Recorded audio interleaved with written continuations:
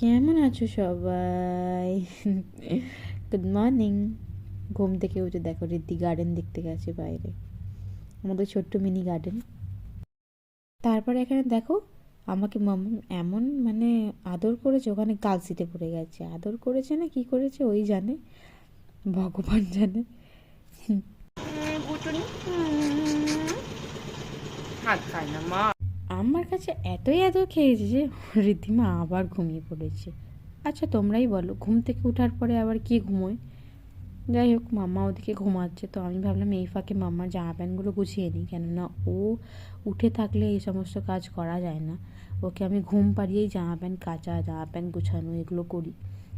তা তা না হলে ওর আমার কাছে দিয়েই করতে হয়। তো যাই হোক, দেখো বেলার দিকে আমি আবার ওকে তেল মাখাতে চলে এসেছি। মামামের অয়েল ম্যাসাজের একটা সেপারেট ভিডিও আমি বানিয়েছি, যেটা আমি তোমাদের সাথে শেয়ার করব।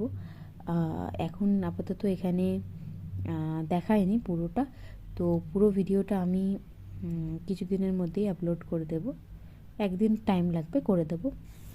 তো মাম্মাম স্নান টান করে এসে ঘুমিয়ে পড়েছিল, তো একটু ফিড করেছিল, ফিড করে ঘুমিয়ে পড়েছিল। সেই তেমনভাবে খাচ্ছে না, কি জানি কেন।